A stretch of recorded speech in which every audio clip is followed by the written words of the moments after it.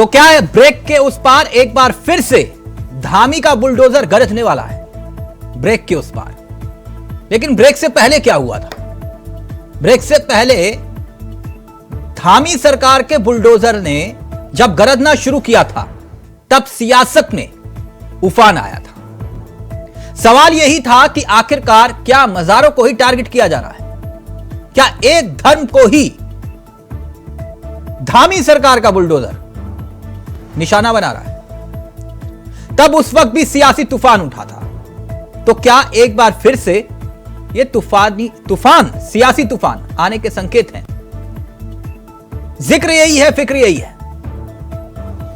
तब उस वक्त भी सरकार ने कहा था कि अतिक्रमण, सिर्फ अतिक्रमण, अवैध अतिक्रमण, उसी पर ही यह बुलडोजर चल रहा है। मगर विपक्ष ने कहा यह तुष्टीकरण की राजनीति है। बकायदा सरकार ने आंकड़े तक जारी किए, बताया कि कितनी मजार और कितने मंदिर अवैध निर्माण की चपेट में आए हैं। लेकिन फिर भी सियासत सवाल पूछती रही और आज भी पूछ रही है। लेकिन सवाल यह कि ब्रेक के उस पार एक बार फिर से बुलडोजर गरजने के लिए तैयार है। तो क्या एक बार फिर से सियासी शोर सुनाई दे रहा है? पहले यह रिपोर्ट देखिए और फिर सीधा रुख करेंगे अपने मेहमानों की तरफ। तो एक बार फिर से क्या सीएम धामी का बुलडोजर गरजने के लिए तैयार है? जी, खबर तो यह है कि ब्रेक के बाद अतिक्रमण हटाओ अभियान फिर से चलने जा रहा है। हो सकता है कि यह फरमान अतिक्रमणकारियों की नींदें हराम कर दे, मगर खबर पक्की है कि अलग अलग विभागों से कई हेक्टेयर जमीन अतिक्रमणकारियों के कब्जे से वापस ली गई है और आगे भी ली जाएगी। मगर अभियान के आगाज के साथ ही सियासत का आगाज भी हो गया है। सरकार भले ही ये दावा कर रही है कि प्रशासन धर्म, जाति और संप्रदाय को दरकिनार कर अतिक्रमण हटाने का काम कर रही है, जबकि विपक्ष का ये आरोप है कि ये बुलडोजर धर्म देखकर काम कर रहा है। वैसे आपको बता दें कि अब तक बुलडोजर की जद में उत्तराखंड की 467 अवैध मजारें और 45 मंदिर भी आए हैं। इसे तोड़ा जा चुका है। अभियान की शुरुआत में जब विभागों ने जमीन का ब्यौरा लिया तो उनके होश उड़ गए थे। हजारों की संख्या में मजारों ने अधिकतम कब्जा किया था। आंकड़ों से ही इसकी तस्दीक होती है कि अतिक्रमण कितना बड़ा है। साथ साथ इस दौरान कई रसूखदारों के अवैध संपत्तियों पर भी पीला पंजा चलते नजर आया। अब एक बार फिर से इस मुद्दे पर सियासत हो रही है। एक कांग्रेस तुष्टीकरण की राजनीति करती है। कांग्रेस अगर जो 400 मजारों को देखती है तो 44 मंदिरों को भी देखे, उन गुरुद्वारों को भी देखे, 2-3 गुरुद्वारों को भी नोटिस दे करके तोड़ा गया है। ऐसा नहीं है, सरकार कहीं भी एक तरफा कार्यवाही सरकार की नहीं है। कांग्रेस तो केवल वोट बैंक की राजनीति करती है और कांग्रेस का जो चश्मा है, इसी चश्मे के कारण आज कांग्रेस का ये हाल है। आने वाले समय में जिस प्रकार की बयानबाजी कांग्रेस कर रही है अतिक्रमण को लेकर के, तो मैं कह सकता हूँ कि जितने भी अतिक्रमण है इसमें कहीं ना कहीं कांग्रेस के ज़माने में और कांग्रेस के लोगों का बहुत बड़ा हाथ रहा है। मैं ये कह सकती हूँ कि बड़े पैमाने पर तुष्टीकरण को हवा देने के लिए खास करके उत्तराखंड को टारगेट किया जा रहा है, क्योंकि उत्तराखंड बाय एंड लार्ज एक हिंदू प्रदेश है और जिस तरह का आज यहाँ परिदृश्य देखने को मिल रहा है कि एक धर्म विशेष को टारगेट तो किया ही जा रहा है, लेकिन अपनों को भी नहीं बख्शा जा रहा है। 60-60, 70-70 सालों से लोग अपना मकान बनाए हुए हैं, छोटी छोटी दुकानों से स्वरोजगार कर रहे हैं और आज आप चाहे उत्तरकाशी ले लो, चाहे आप मुक्तेश्वर ले लो, चाहे आप प्रदेश के किसी हिस्से में चले जाइए, सरकार एक तरह से अतिक्रमण ड्राइव के नाम पर लोगों को शोषित कर रही है। वहीं आंकड़ों पर यकीन करें तो वन विभाग ने 11,864 हेक्टेयर वन भूमि में अतिक्रमण चिन्हित किया है। इसमें अब तक 2,508 एकड़ भूमि को अतिक्रमण मुक्त कराने का दावा है। इसमें सबसे ज्यादा जमीन अतिक्रमण धार्मिक आधार पर किया गया था। अतिक्रमण मुक्त अभियान के नोडल अधिकारी डॉक्टर पराग धकाते ने यह बताया कि माननीय उच्चतम न्यायालय के आदेश पर वन भूमि पर हुए अतिक्रमण को हटाने का काम किया जा रहा है। इसमें अब तक 20% अतिक्रमण हटा दिया गया है और बाकी बची 80% अतिक्रमण को हटाने को लेकर संपत्तियों पर नोटिस चस्पा कर दिया गया है, यानी बुलडोजर फिर गरजने के लिए तैयार है।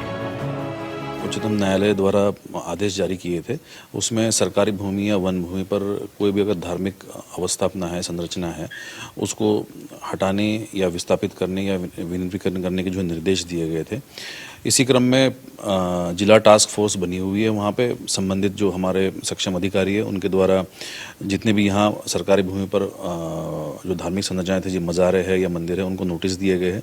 जिन्होंने जवाब दिए हैं उनका जवाब का अध्ययन करके निर्णय लिया गया है।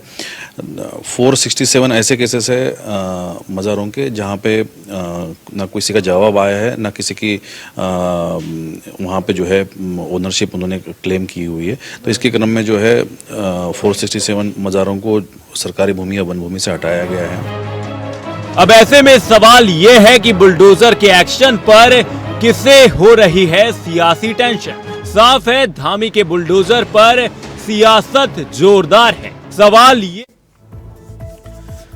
तो तीनों मेहमान आपकी स्क्रीन पर आ चुके हैं। आज इसी विषय पर हम चर्चा करेंगे। हमारे साथ विपिन खन्ना साहब जुड़ गए, आम आदमी पार्टी के चेहरे हैं। हमारे साथ हेमंत जी इस कार्यक्रम का हिस्सा बन गए हैं, जो कि बीजेपी के तेसरा चेहरों में से एक है। राजेश चमोली जी कांग्रेस के युवा और तेसरा चेहरों में से एक। आप तीनों का बहुत बहुत स्वागत है।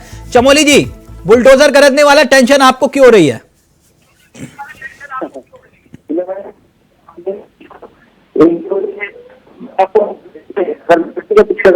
सही बताऊं तो सिर्फ एक प्रोपेगेंडा है। प्रोपेगेंडा है। आप हाँ, उत्तराखंड में देखिए, मैं इसलिए पूछाऊंगा कि हम मुद्दों पर ज्यादा चर्चा करें, ज्यादा मजा आएगा। ये एक प्रोपेगेंडा के तहत देश में, राज्यों में माहौल बनाया जा रहा है कि धामी का बुलडोजर और यूपी का बुलडोजर। अगर बुलडोजर ही चलाना है उत्तराखंड में, 30 करोड़ का बैंक लोन का घोटाला हुआ है कार्यक्रम में, आप चलाइए ना बुलडोजर। माननीय मंत्री जी की आवाज पर, माननीय मंत्री आप कर दीजिए। राजेश भाई, आपका ऑडियो में दिक्कत आ रही है, मैं कनेक्ट करवा रहा हूँ दोबारा से, प्लीज दोबारा से कनेक्ट करिएगा। विपिन खन्ना साहब, आपको तो कोई दिक्कत नहीं है ना बुलडोजर करने से, या फिर नए नए सहयोगी बने तो टेंशन हो रही है कुछ? नहीं, देखिए ना तो बुलडोजर से दिक्कत है और ना नए सहयोगियों से दिक्कत है। तिलक जी, समस्या ये है कि क्या बुलडोजर केवल इनको जंगलों में ही अतिक्रमण नजर आ रहा है जो ये बुलडोजर चला रहे हैं? आप देहरादून शहर लीजिए, मसूरी लीजिए, हल्द्वानी लीजिए, हरिद्वार लीजिए, जितने भी शहर हैं, आज बरसात से लोगों के घरों में लबालब पानी भरा हुआ है। ये इसका सबसे मुख्य कारण जो है अवैध अतिक्रमण करके लोगों ने घर बनाए हुए हैं। और इसका जो असल जो आरोपी है, जिसके ऊपर ये आरोप है, वो देहरादून का एमडीडीए है। शहरी विकास प्राधिकरण जो है वो इसका आरोपी है, क्योंकि उसके खन्ना साहब, अब इतनी जल्दी भाषा मत बदलो ना, जनता भी कंफ्यूज हो जाती है, अच्छा नहीं लगता। कल तक तो आप किसी और पे आरोप लगाते थे कि रिस्पना और बिंदाल पर बने हुए अवैध कॉलोनियां किसी और ने बसाई थी। नाम लू क्या? या आपको बोलते हुए डर लग रहा है? बिल्कुल, मुझे कोई डर नहीं है। हाँ तो बोलिए ना उनका नाम, उन महाशय का नाम बोलिए। मुझे कोई डर नहीं है तो बोलिए ना। अवैध अतिक्रमण किसने, राजनीतिक दलों का नाम लेने में दिक्कत क्यों हो रही है खन्ना साहब? तिलक जी, मुझे किसी राजनीतिक व्यक्ति का नाम लेने में कोई दिक्कत नहीं है। ये बोल रहे कि एमडीडीए ने बसा दिया, एमडीडीए ने जाके कनेक्शन लगवाए, वहां पर राशन कार्ड उन्होंने ही बनाए जाके। तिलक जी, जब हम घर बनाते हैं ना, आपको अच्छी तरह से पता है, वरिष्ठ पत्रकार है, जब आप घर बनाते हैं ना तो जेई आता है घूमने के लिए, वो देखता है हाँ भाई गलत बना दिया है। विपिन खन्ना साहब, आपको भी मालूम है किसके फोन पे काम होते हैं? जी होते हैं ना, बिना राजनीतिक आकाओं के अवैध कॉलोनियां बस जाती हैं।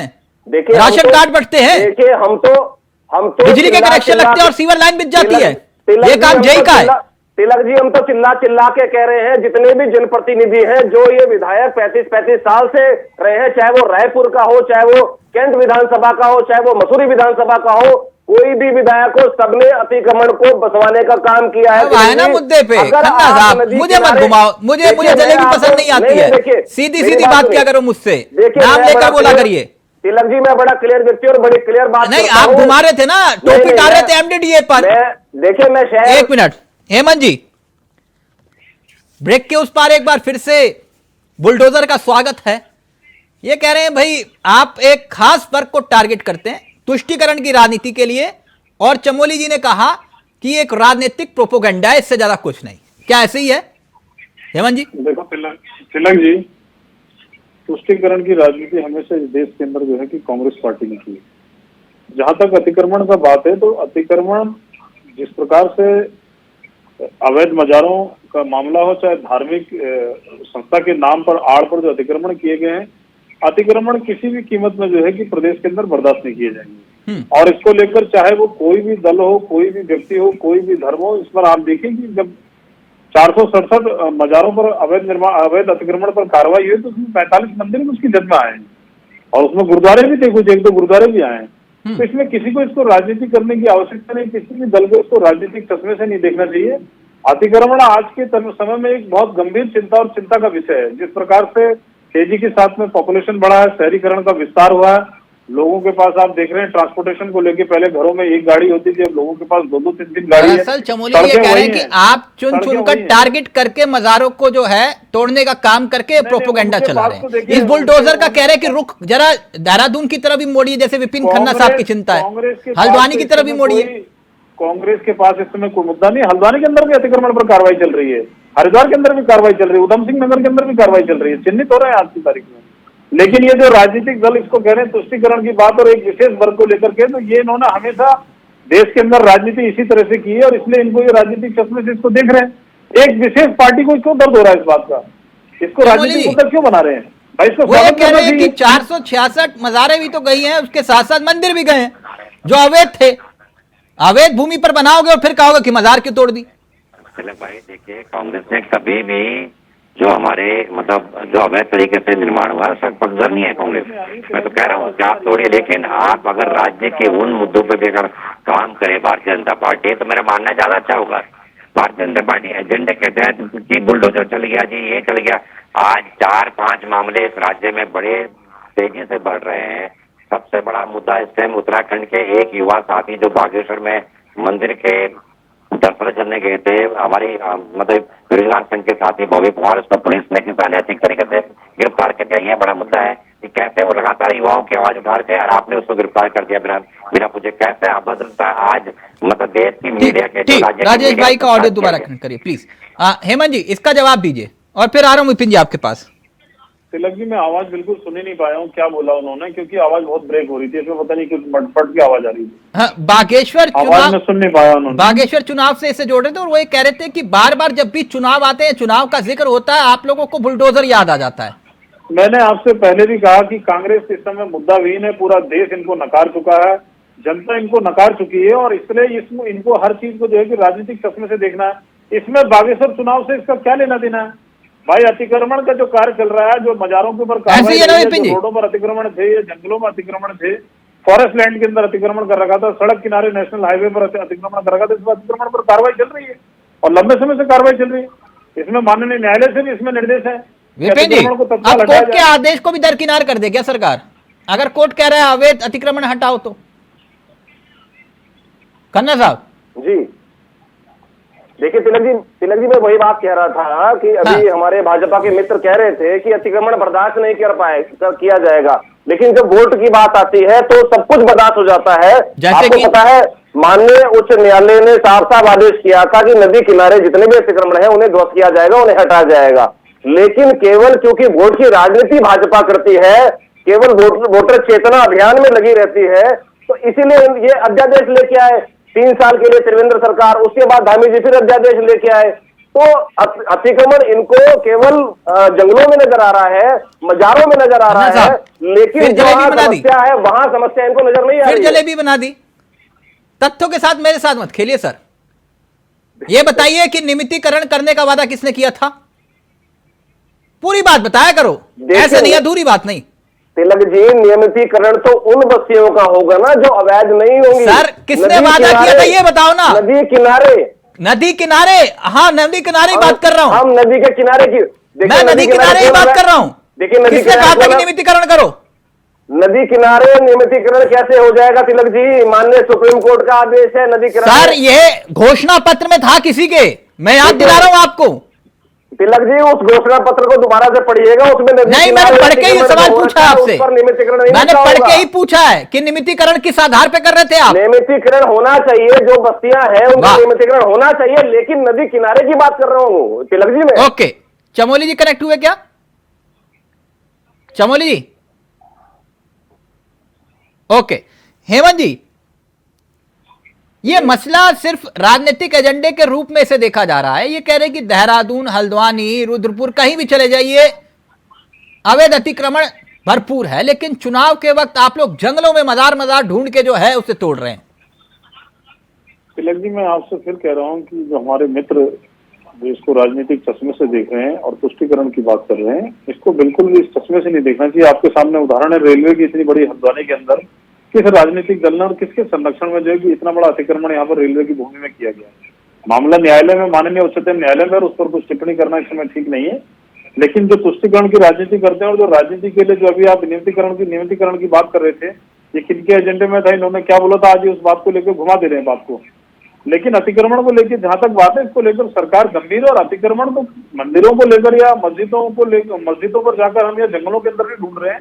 आप बताइए कि रिजर्व फॉरेस्ट के अंदर जहां आदमी नहीं जा सकता, वहां जाके मजारों का निर्माण किया गया। और जब कांग्रेस की सरकार थी 2009 में, उस समय सबसे ज्यादा अतिक्रमण हुआ। नहीं, 2009 में आपकी सरकार थी, 12 के बाद इनकी सरकार थी। 2012 के बाद, हाँ 2012 के बाद। हाँ राजेश भाई, हेमंत जी कह रहे हैं कि आप ही की सरकार में ये मजारों का जो कार्यक्रम शुरू हुआ था कि जंगल जाकर जो है मजार बनाओ और अतिक्रमण कर लो, ये आप लोगों ने ही शुरू किया था, हम तो सिर्फ सफाई कर रहे हैं। तिलक भाई, उत्तराखंड के 23 साल के इतिहास में भारतीय जनता पार्टी ये भूल गई कि वो सरकार में यहाँ पर रही है 10 साल के आसपास, और आगे भी जो कार्यकाल है उनका चल रहा है।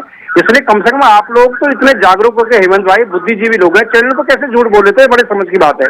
आप सोचिए, इस राज्य में सबसे बड़े मुद्दे, मैं आज बता रहा था कि उत्तराखंड में सबसे बड़ा मुद्दा आज एक बेरोजगार साथी, जो बेरोजगार संघ का अध्यक्ष है बॉबी पवार, बागनाथ मंदिर के दर्शन करने गया, वहां पे पुलिस ने उसको अनैतिक तरीके से गिरफ्तार किया है। और साथ में जो वहां पे हमारे मीडिया कर्मी, उनके साथ बदतमीजी की गई प्रशासन के द्वारा, ये बड़ा मुद्दा था। उत्तराखंड का सबसे बड़ा मुद्दा ये था कि धन सिंह रावत जी के डिपार्टमेंट में 30 करोड़ बैंक लोन का घोटाला हुआ है, जो कल के पेपर में छपा है। लेकिन बीजेपी उस पर कुछ नहीं बोल रही है, बुलडोजर लेकर। अरे बुलडोजर चलाना चलाइए ना। धन सिंह रावत जी कहाँ से अपार संपत्ति पा चुके हैं, कहाँ से करोड़ों रुपए की संपत्ति आपने अर्जित की, बताइए जरा। मुद्दा ये था कि 11 लाख की मशीन, 11 लाख की, अरे भैया पेपर छाप रहे हैं, कम से कम झूठ मत बोलिए। उत्तराखंड के हर पेपर ने छापा है कि 30 करोड़ का फर्जी लोन धन सिंह रावत के डिपार्टमेंट में बताया है। उत्तराखंड में 11 लाख की मशीन 56 लाख में दी जा रही है। जरा पूछिए धन सिंह रावत जी से कि क्यों आप पूरा यूपी से 11 लाख मशीन को खरीद रहा है और आपके मंत्री यहाँ पे 56 लाख मशीन को ले रहे हैं। ये मुद्दा था उत्तराखंड का। उत्तराखंड का मुद्दा ये था कि आपके नेताओं ने लगभग 22 भर्ती घोटाले किए हैं। आपका मंडल लिप्त है उसमें, आपका जिला पंचायत सदस्य उसमें लिप्त है, उस पर आप चर्चा करने को तय नहीं है। मुद्दा ये है, अगर बुलडोजर चलाना है तो उन पर चलेगी। 400 का सिलेंडर आज 1200 के आसपास कर दिए, तो चलेंगे बुलडोजर, आप वहां नहीं चलाएंगे। आप बुलडोजर चलाना चाहते हैं, प्रेम के दरवाजे घर पे चलिए, जिन्होंने 70 विधानसभा भर्तियां की है, जो वर्तमान जो हमारी विधानसभा किया उनको आज बाहर भी कर दिया गया। लेकिन आप वहाँ बुलडोजर चलाने नहीं जाते। आप उत्तराखंड के युवाओं को पीट रहे सड़कों पे, अगर आपको चलाना तो चला ही जरा उनके घर पे बुलडोजर। आपने अगर बुलडोजर चलाना था जरा जो जिन्होंने अंकिता भंडारी की हत्या की है उनके घर पे चले ही जरा, विनोद राय के घर पे आपको दम है तो अगर बुलडोजर लेकर। लेकिन मैं जानता हूँ आपको सिर्फ राजनीति करनी है, धर्म की राजनीति करनी है, आपको सिर्फ उत्तराखंड को राजनीति को तुष्टीकरण में लेके पानी है, ये आपका एजेंडा है। बाकी कोई एजेंडा नहीं आपका, आपके मुद्दों से कोई मतलब नहीं आपको। उत्तराखंड का युवा चीज से कह रहा है कि बीजेपी की सरकार ने 22 भर्ती घोटाले कर दिए, आपके नेता के पुत्र हर जगह संलिप्त है, लेकिन आप उसको चर्चा करने को तैयार नहीं। बेरोजगारी के नाम आपके आप एक मिनट यानी चमोली भाई, एक मिनट आराम से गुस्सा नहीं चमोली भाई, एक काम करिए 1 मिनट गुस्सा मत करो ना चमोली भाई, 1 मिनट गुस्सा मत करो। 1 मिनट मैं ये कह रहा हूं अब वो आप कहोगे इन्होंने घोटाला किया, फिर ये कहेंगे एनएच वाला मसला भी खोल दो, फिर ये कहेंगे कि वो सहसपुर में बुलडोजर चला दो। ऐसे अच्छा लगता ना चमोली भाई, 1 मिनट रुको ना, अभी मुद्दा यही है ना, 1 मिनट रुको ना। बीजेपी में तो करे ना, हम कह तो रहे हैं आप में दम ना ना ना, एनएच का नाम मत लो, ना ना ना ना, गलत संदेश चला जाएगा चमोली भाई। आपके सामने खुल के करो, अगर आपने जांच करानी तो कराइए। एनएच वाले मामले की बार बार की कराइए ना, कौन क्या कर रहे हैं, कौन मना बीजेपी में? अच्छा ठीक है, ओके ओके ओके, मैं बोल देता हूँ।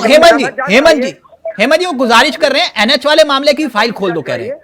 हाँ 1 मिनट बोल देता हूँ राजेश भाई, 1 मिनट। वो कह रहे हैं एनएच वाला जो मामला था ना उसकी फाइल भी खोल दो। क्या दिक्कत हो रही है? ठीक, ओके, बोल दिया मैंने चमोली भाई उनको। परेशान हो रहे हैं भाई, कांग्रेस वाले इतने परेशान क्यों हो रहे हैं? नहीं वो कह रहे हैं एनएच वाली फाइल भी खोलो ना। सहकारिता की भी खुलवा दीजिए, सहकारिता की आप एक मिनट राजेश भाई, मुद्दे पे आते हैं ना, 1 मिनट। अब विपिन जी, राजेश भाई तो इतना गुस्सा हो रहे हैं, मैं एक बात कह रहा हूं, अवैध अतिक्रमण का मसला है। अब उसमें मज़ारें भी आती हैं जिन्होंने अवैध रूप से अतिक्रमण कर रखा, तो क्या मज़ारों को देख के बुलडोजर रोक दिया जाए, आप ये चाह रहे हैं? देखिए तिलक जी, हमने तो नहीं कहा कि मजारों को देखकर बुलडोजर रोक दिया जाए। देखिए ऐसा होता है कि जब ये मुद्दे उठते हैं अवैध अतिक्रमण के, सबसे पहली चीज तो अतिक्रमण से ज्यादा जो समस्या में है वो आम जनता है, ना कि जंगली जानवर है। देखिए अवैध अतिक्रमण पर अगर मजारों पर चल रहा है या मंदिरों पर चल रहा है तो इससे 2 चीजें मतलब जंगलों में अतिक्रमण करने की इजाजत दे, राइट? नहीं, इजाजत तो मैंने दी नहीं। हाँ। मैंने तो कहा एक तीर से 2 शिकार होते हैं। इससे पहला शिकार तो ये होता है कि तुष्टीकरण की राजनीति को बल मिलता है, और दूसरी बात ये होती है कि मुख्य जो मुद्दे हैं प्रदेश के वो हवा हो जाते हैं। अगर कब्जा ही मजार के रूप में किया गया हो तो फिर क्या कहें, मत तोड़ो। देखिए तिलक जी, मजार टूट रही है, मंदिर टूट रहा है या गुरुद्वारा टूट रहा है अतिक्रमण के दायरे में, लेकिन जो प्रोपोगेंडा बनाया जा रहा है वो मजारों को लेकर बनाया जा रहा है। विपिन जी, अगर मंदिर टूटते तो फिर आप ताली क्यों बजाते हो? हमने तो ताली नहीं बजाई। नहीं तो फिर आप एक तरफ कह रहे हो, कह रहे हो मंदिर भी तो टूटे, अवैध रूप से जो मंदिर बनाए गए वो भी तोड़े हमने। मंदिर टूटे लेकिन चर्चाओं में क्या आया? चर्चाओं में मजारें आई हैं। तो बात चर्चाओं की है कि चर्चा जिस पे आप करना चाहते हैं, चर्चा मजार पे करना चाहते हैं, चर्चा मंदिर पे करना चाहते हैं। जब मजार बना तो फिर क्या बोले वहां पे? अगर मजार अवैध अतिक्रमण मजार का था तो फिर क्या बोलूं? वहां पे गुरुद्वारा बना हुआ था। अभी हमारे मित्र कह रहे थे कि कांग्रेस की राजनीति बता दो तो मैं क्या बोलूंगा? विपिन जी क्या बोलूं, बताओ तो सही। अगर मजार अवैध रूप से अतिक्रमण कर रखी है तो क्या बोलूंगा? वहां पर क्या बना हुआ था बताओ ना, मैं क्या बोलूं? मैंने क्या कहा आपको कि आप दोनों देखिए, हम तो संविधान को मानने वाले लोग हैं और मैं पूछ रहा हूं, अवैध रूप से अतिक्रमण कर रखा था, मजार की तो मजार के सिवा क्या बोल सकता हूं बताओ? अवैध मंदिर हो, मस्जिद हो, मजार हो, गुरुद्वारा हो, जो भी हो, चर्च हो, ठीक, जो भी टूट रहा है उसको सामने पेश, ठीक है, पब्लिक के सामने हर चीज बतानी जरूरी है। हेमंत जी, मजारों का नाम लेके खामखा क्यों आप प्रोपेगेंडा चला रहे हैं? हेमंत जी, कुल मिलाकर इनका कहना यह है कि कई नेता, बुरा मत मानिएगा चमोली भाई, मैं बता रहा हूं उनको, कई नेताओं के भी अवैध आश्रम बने हुए हैं, साधु संतों के भी, ठीक है। वो कह रहे हैं वहां पे भी बुलडोजर चलाओ, चाहे वो कांग्रेसी संत समाज में कोई हो, उसके यहां भी बुलडोजर चलाओ। मेरी बात समझ रहे हो चमोली भाई, मैं कहां इशारा कर रहा हूं? हाँ, उनके यहां भी चलाओ, वो कह रहे हैं अगर अवैध रूप से हो तो। कुछ भी बोल सकते हैं। उत्तराखंड में, श्रीनगर में आज अवैध जो लोगों ने के बेचारे दुकानें 20-20 साल से हैं उनको तोड़ रही है सरकार। पैठानी हमारा क्षेत्र है, श्रीनगर विधानसभा के अंदर। 10 सेकंड हेमंत जी, 10 सेकंड बस, 10 सेकंड। ओके हेमंत जी का ऑडियो रहेगा। हेमंत जी का, हेमंत जी जी तिलक जी, कब तक चलेगा ये अभियान? चुनाव तक? तिलक जी देखिए, अतिक्रमण को लेकर माननीय उच्च न्यायालय, माननीय उच्चतम न्यायालय, सभी लोग इसको लेकर गंभीर हैं और सरकार भी इसको लेकर गंभीरता से काम कर रही है। इसको चुनावी दृष्टि, राजनीतिक चश्मे से बिल्कुल भी नहीं देखना चाहिए। ठीक, अतिक्रमण में कोई भी दल हो, कोई भी धर्म हो, ये सबके लिए समान रूप से कानूनी रूप से कार्रवाई की जाएगी। चाहे जो भी हो, जो अतिक्रमण करेगा उसके खिलाफ जो है सरकार सख्त कार्रवाई। जंगल से बाहर निकलकर जो बड़े बड़े 30 मार खाए जिन्होंने अतिक्रमण कर रखे हैं, जब उनके यहाँ बुलडोजर चलेगा ना, तब सियासत में सब मौन हो जाएंगे। हेमंत जी एक बार ऐसा प्रयास करके देखिए।